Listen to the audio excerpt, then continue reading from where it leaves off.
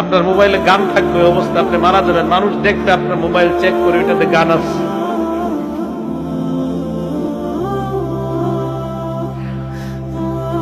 আপনি এখন মারা গেলে মানুষ আপনার মোবাইলে চেক করে দেখবে ওইটাতে গান আছে, সিনেমা আছে।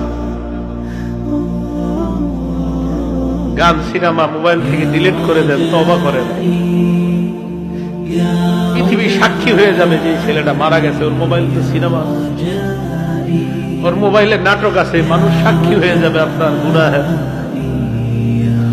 মোবাইল থেকে আপনি গান ডিলিট করে দেন, নাটক ডিলিট করে দেন। আমি যুবক ভাই যারা আছেন, যাদের মোবাইলে গান আছে, আপনি একবার ভাবেন আপনি মারা যাওয়ার পর আপনার মোবাইল তো আপনার অন্যরা চেক করবে, যারা আপনারে খুব ভালো জানে, চেক করে দেখবে ওখানে গান, সিনেমা, নাটক, এমন অশ্লীল কিছু আছে কল্পনাও করতে পারবে না। ছি ছি, ওর মোবাইলে এগুলো,